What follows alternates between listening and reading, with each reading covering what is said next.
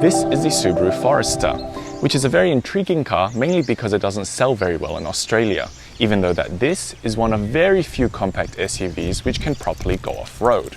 And Forester owners seem to love them, while Subaru buyers tend to be very loyal to the brand. So let's see what keeps them sticking about. We have the S-Trim, which is powered by a 2.5-litre four-cylinder engine producing 126 kilowatts of power and 235 newton-meters of torque. If you want additional power, you can step up to the 2-litre turbo. That's routed through a one-choice CVT transmission and of course to all four wheels. Our S-Trim also gets the snazzier 18-inch alloy wheels, adaptive front LED lights, satellite navigation and leather seats with 8-way power adjustable front seats. So let's have a look inside. The interior is quite nice. Subaru have kept the Forester updated with almost every model year, with subtle revisions such as leather quilting on the armrest, thicker seat cushioning, and the new Starlink infotainment system, which we'll get back to in a bit. The overall design isn't as stylish as some of its competitors, but the layout is simple and easy to understand. And to start the car, foot on the brake and hit the engine start-stop button.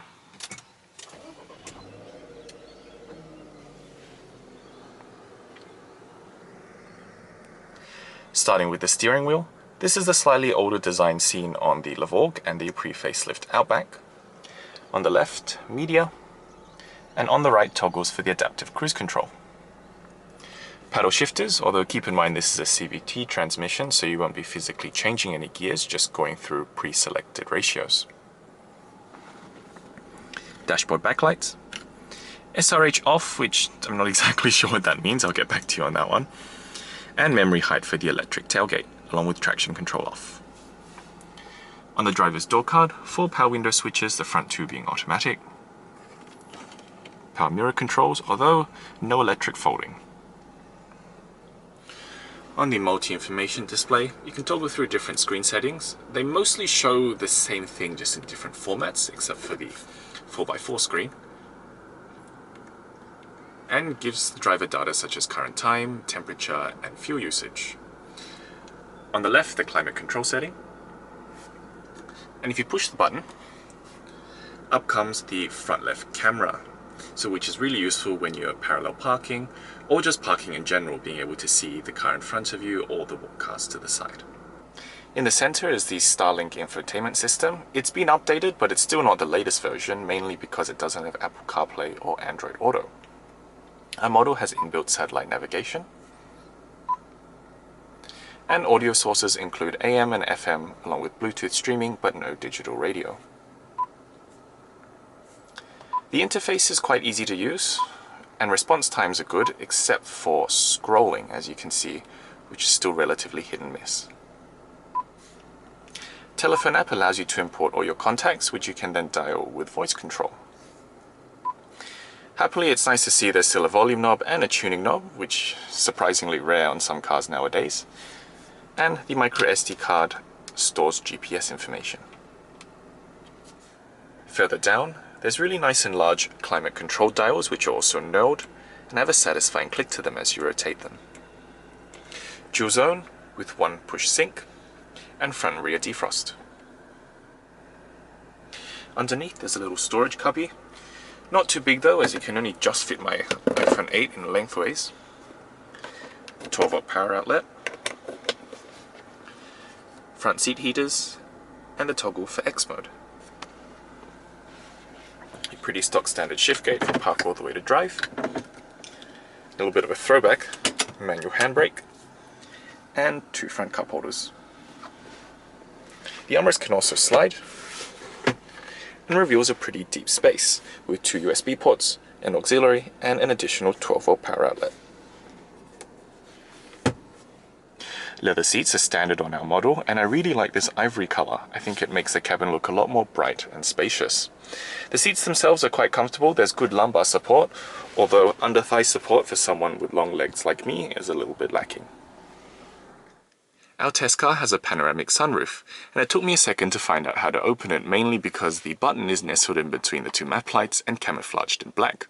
Push it once,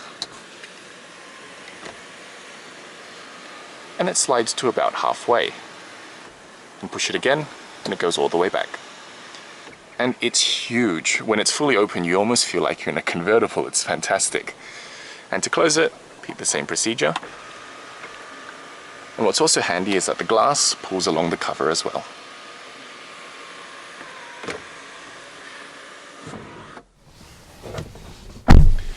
Around the back, this is where the boxy design of the Forester really starts to pay dividends. Starting with these windows, these are huge by today's standards, and that's because most cars now have a beltline which curves upwards towards the rear, which is great for styling but compromises visibility. So it's nice to see that the Forester's beltline stays flat.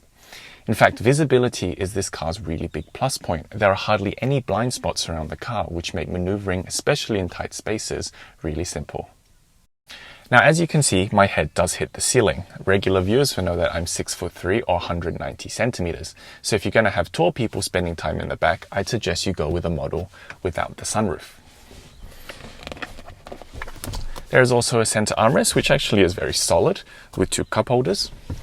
But it's here where the Forester begins to show its age, because even though there is a 12-volt power outlet at the back, there is none for rear passengers. There are also no rear air vents and no USB charge ports. Unfortunately, the Forester suffers from the same problem as the XV, which is, in order to accommodate a full-size spare tyre, they've had to lift the boot floor, which has a pretty significant effect on the amount of space available. And if you use the cargo cover, you can see that there's not a lot of height available. So keep that in mind if you're planning to use your Forester for cargo hauling duty. But unlike the XV, there's a 12-volt power outlet and handy switches to fold the rear seats down. And once they're down, there's over 1,480 litres of space. 2 shopping bag hooks, 1 on either side, and a light. And to close the tailgate, push the button.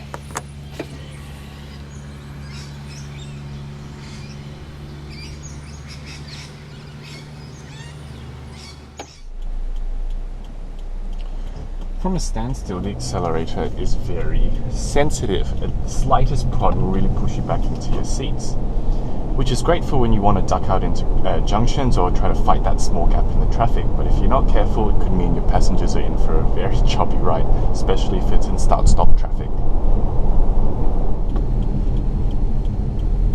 In contrast, I find that the brake pedal isn't sensitive enough. You have to push it further than you would expect for the car to stop, and the pedal itself feels a little bit wooden and not terribly nice to use.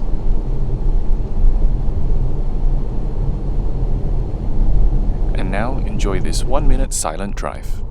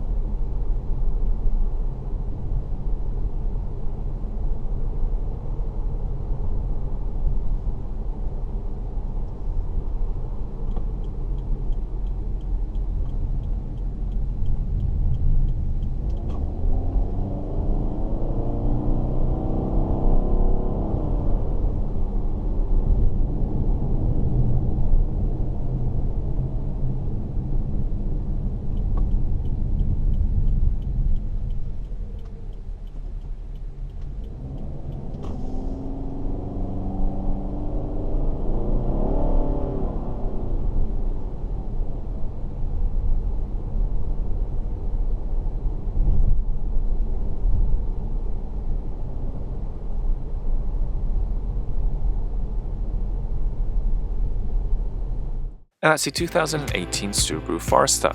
If you plan on taking your SUV off-roading, then the Forester really is your best bet, with best-in-class ground clearance and Subaru's famous symmetrical all-wheel drive.